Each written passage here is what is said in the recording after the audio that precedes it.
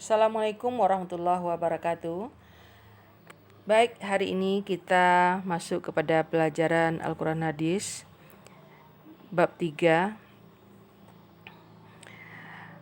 Adapun dalam pembelajaran Al-Quran Hadis ini, capaian pelajarannya pada mata pelajaran Al-Quran Hadis ini, yang pertama akan kita pelajari adalah ilmu tajwid, yang kedua Al-Quran, yang ketiga hadis. Maka tujuan dalam pencapaian pelajaran Al-Quran Hadis ini, yang pertama itu siswa mampu melafalkan, menghafal, memahami, mengkomunikasikan, menganalisis arti dan isi kandungan ayat-ayat Al-Quran secara tekstual, kontekstual tentang kekuasaan Allah, rahmat Allah, dan sifat pemurah Allah. Dalam kurikulum Merdeka ini, tujuannya adalah untuk mengembangkan kompetensi dan memiliki sifat karakter yang mengandung nilai-nilai Pancasila. Beriman, bertakwa, berakhlak mulia, kritis, kreatif, dan gotong royong. Adapun dalam profil pelajar rahmatan lil alamin, dituntut siswa madrasah meyakini adanya ta'adub atau mempunyai karakter, akhlak dan ikhtiar, serta tawasud dan tasamuh. Baik, kita masuk kepada pembelajaran bab 3, itu hadis tentang kekuasaan Allah, rahmat Allah, sifat pemurah Allah Subhanahu wa ta'ala. Adapun penilaian dalam pembelajaran ini, yang pertama adalah awal pembelajaran, pengetahuan sebelum pelajaran. Yang kedua, proses pembelajaran, diskusi dan tugas kelompok, termasuk nilai sikap kerja kelompok. Yang ketiga yaitu penilaian pengetahuan yang akan diberikan nanti pada lembaran kerja peserta didik atau LKPD. Baik, kita masuk ke pelajaran hadis tentang kekuasaan Allah, rahmat Allah, dan sifat pemurah Allah, yang berbunyi,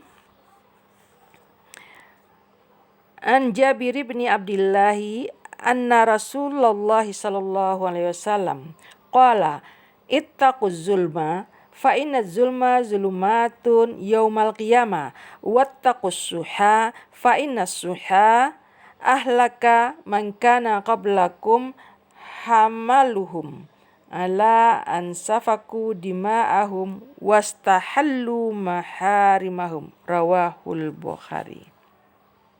Terjemahan hadis riwayat Muslim dari Jabir bin Abdullah. An Jabir bin Abdullah anna Rasulullah sallallahu alaihi wasallam. Dari Jabir bin Abdullah bahwa Rasulullah sallallahu alaihi wasallam telah bersabda, ittaquz zulma, hindarilah perbuatan zalim, fa inna zulma zulumatun yaumal qiyamah, karena sesungguhnya perbuatan zalim itu mendatangkan kegelapan di hari kiamat. Wattaqus suha, dan hindarilah sifat kikir, fa inna suha ahlaka, karena sifat kikir itu telah mencelakakan man kana qablakum, orang-orang sebelum kamu. Hamaluhum ala ansafaku dima'ahum, orang-orang yang menyebabkan mereka menumpahkan darah. Wastahallu maharimahum, dan menghalalkan apa yang telah diharamkan. Hadis riwayat Bukhari. Adapun isi kandungan hadis ini tentang kekuasaan Allah, rahmat Allah, serta sifat Allah pemurah. Yang pertama adalah peringatan Nabi dalam hadis tersebut agar tidak berbuat zalim sehingga dapat merugikan orang lain. Yang kedua, perbuatan zalim akan menjadikan pertikaian, kebinasaan, bahkan pertumpahan darah terhadap sesama manusia dan merupakan dosa besar. 3. Peringatan untuk menjauhi sifat kikir, karena sifat kikir akan menjadikan seseorang berbuat sewenang-wenang terhadap harta orang lain. 4. Sifat kikir kelak akan menjadikan binasa terhadap diri kita dan akan dipertanggungjawabkan nanti di hari kiamat. Maka dapatlah kita ambil kesimpulan dari isi kandungan hadis tersebut. Yang pertama adalah peringatan untuk menjauhi sifat zalim. Yang kedua, menjauhi sifat kikir. Yang ketiga, setiap perbuatan akan dipertanggungjawabkan di akhirat. Nah, baik anak-anak ibu, dari pelajaran hari ini, ibu akan berikan tugas kelompok kepada kamu sesuai dengan LKPD yang sudah diberikan. Yang pertama, silakan kamu jawab perintah dari soal. Lembaran kerja yang pertama, padankan ayat yang sesuai dengan isi kandungan hadis dengan menuliskan nomor pada kolom isi kandungan tersebut.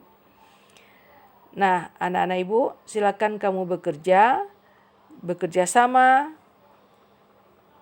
sesuai dengan materi yang ibu berikan tadi. Selamat bekerja, semoga sukses. Terima kasih.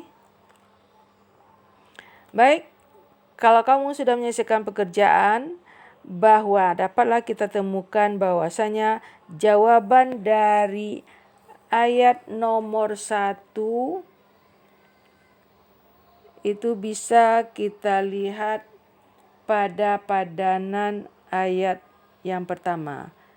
Dan kolom 2 ada pada ayat nomor 5. Dan jawaban 3 ada pada kolom nomor 4. Dan nomor 4 ada pada kolom nomor 3. Dan nomor 5 ada pada nomor 2. Ya, demikian pembelajaran kita pada hari ini. Semoga kamu dapat menerapkan isi kandungan hadis dalam kehidupan sehari-hari. Terima kasih. Assalamualaikum warahmatullahi wabarakatuh.